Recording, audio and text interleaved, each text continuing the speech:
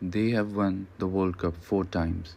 They have produced insane talent, a good number of superstars, Galacticos even, and yet this heavyweight is always discounted from the World Cups. Yes, I'm talking about this giant that is Germany. And we're going to speak about the 7-1 match between Germany and Curaçao. This match definitely gave some Brazilian fans a flashback. 7-1. What a crazy scoreline. This is one of the highest scoreline scored in actually one of the highest. This is the highest scoreline scored in this World Cup. Now, about this Germany squad, people discount it very easily. But I would say rather this squad has perfect amount of experience and young explosive talent.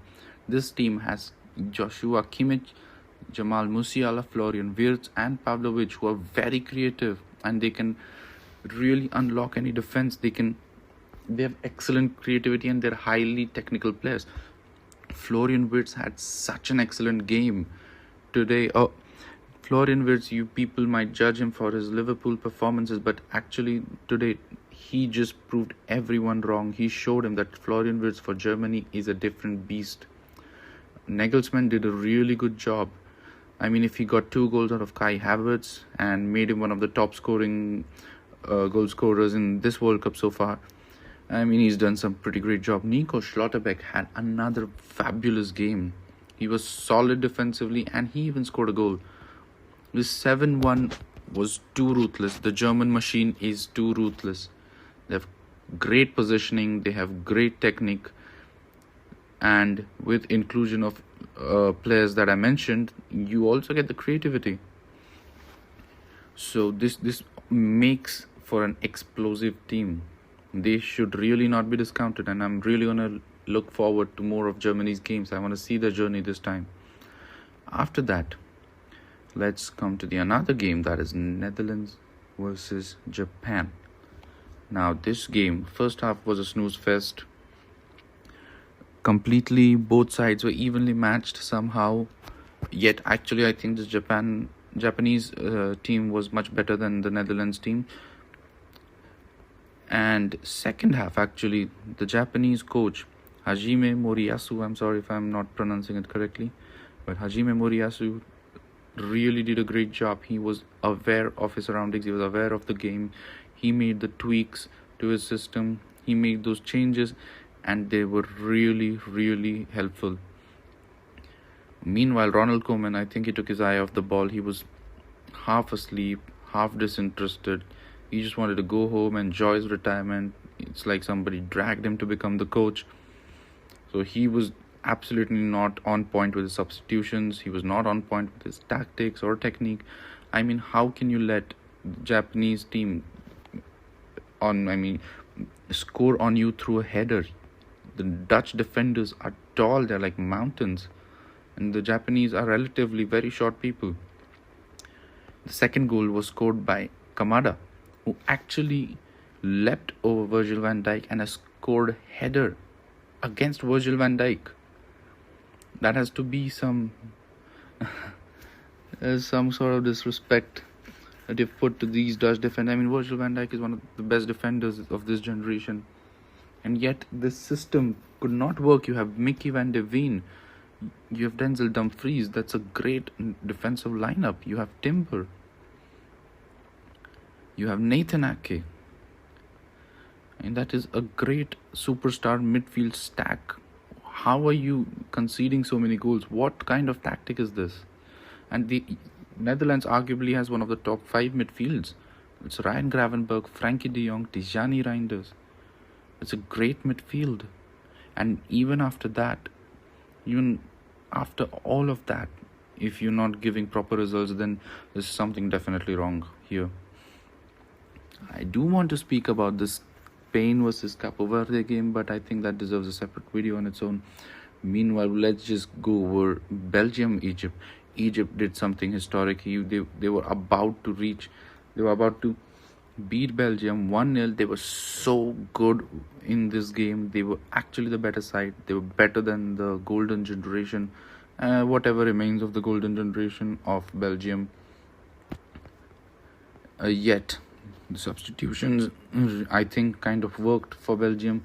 The moment Lukaku came, somehow, some way, Belgium scored a goal and made it a tie. So far, this World Cup has been really interesting. You can also see Iran versus New Zealand, a 2-all match. Saudi Arabia versus Uruguay, 1-all match. So there's lots of draws happening. There's no clear winner. The only two clear winners so far in this World Cup I've seen is 7-1 Germany and 5-1 Sweden. Those are the only two teams who got a clear dominating victory. Otherwise, you've just seen a 1-goal difference victory, or in majority of the cases, draws. So this is going to be very exciting, and we shall speak about this. You know what? I'm going to cover Spain versus Cape Verde. I have my 2 cents on this game. Spain, which has arguably one of the topmost defense. Spain has a goalkeeper lineup of Unai Simon, Joan Garcia, and David Raya. It has defenders in name Marcos Llorente, Pau Cubarsí, Laporte, Cucurella. That is an insane defense. You also have on the bench Eric Garcia, Pedro Porro, Grimaldo on your defense. So Spain is stacked in terms of goalkeepers. Spain is stacked in terms of defense. Spanish midfield could be arguably the best midfield. You have Fabian Ruiz, you have Rodri, Pedri, Gavi. Dani Olmo is included as forward, so I won't take his name right now. You have Zubimendi, Mikel Merino. That is a stacked defense, and in attack you have 2 most explosive youngsters, Nico Williams and Lamine Yamal, although they're injured in this match, so I won't say that much. The one thing that Spain lacks is directness and the goal scorers. Something like they had in the form of David Villa when they won the 2010 World Cup. They had a David Villa with them. They had Fernando Torres. Some resemblance of a forward, a striker who has a knack for scoring goals. That is something missing. Don't get me wrong.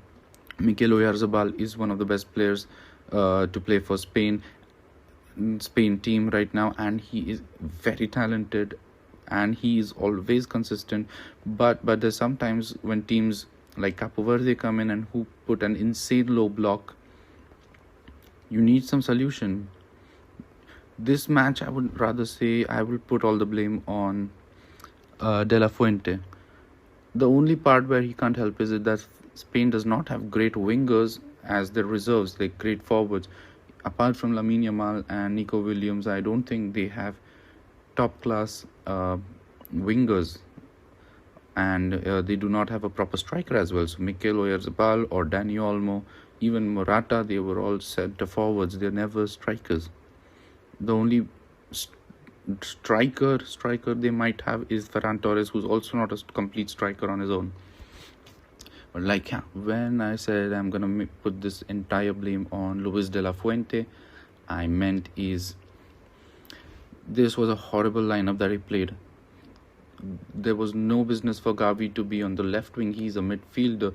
If for anything, you could rather put him in the cam, not on the left wing. This is not his position. He will not give you the best results out there. I understand if Lamine Yamal and Nico Williams are injured, not going to be coming up. That does not mean that you will play this kind of lineup. Ferran Torres on the right wing, his performances as his natural position, that's either a striker or a left winger, are inconsistent as it is, and you want to play him on the right wing. What were you thinking? Why would you want to make these experiments in the first game? Just because it was Cape Verde, you thought you could make these experiments? Regardless of anything, Spain does have wingers. He could have easily played Alex Baena, or they could have played Borja Iglesias, but they did not have to do this. This is the biggest reason. If you could see the match, Spain had insane possession. Spain knows how to keep the ball. Spain is more possessive than your ex-girlfriend. They're more possessive of the ball. They know how to keep it. They're not able to shoot. They were really wasteful with the chances, because there's no directness. If Ferran Torres is your right winger and Gavi is your left winger, you have already crippled the team, because that is definitely not their natural position. You at least use some wingers.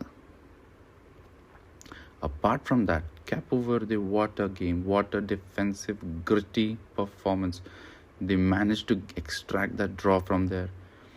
The goalkeeper, 40-year-old Wozinha, what a performance. It's a performance of a lifetime, and I think Cape Verde has surprised everyone in this World Cup. They have actually made a name for themselves, and I'm proud of the nation. They've done really great. This is nothing short of a minor miracle. Winning against this Spain, they just showed that insane defensive grit is something which is a classic Simeone or a Mourinho move that they've pulled. 7-3-0 formation off the ball, just defending for your lives, and it did pay off in this match at least, because Lamine Yamal came on, I think, 71st minute, and Nico Williams came out on 87th minute. I mean, this was so late to bring in the substitutions. De La Fuente even was ineffective in substitutions. If you could see, by the end of 60th minute, the team was not able to score. You should have got Lamine Yamal and Nico sooner. If you could not do that, you could have taken off Oyarzabal for Dani Olmo much sooner. Dani Olmo came in the last 9 minutes of the game. What was going to happen in 9 minutes? Even Fabian Ruiz, I would say, regardless of his ratings, he took at least 5 shots. I think he took 5 shots and he missed them. It did not even hit the target. He was having a bad game. He could have been substituted much earlier. So I think this was like a poor player choice and poor substitutions by De La Fuente. Let's hope he does not make those same mistakes in the next matches, because I really want to see Spain do well in this World Cup. I would love to see. They've got insane amount of talent, and the Spanish team has incredible synergy amongst themselves. They can really play beautiful football together, not just individually. So let's see what happens in the next few matches, and see you in the next one.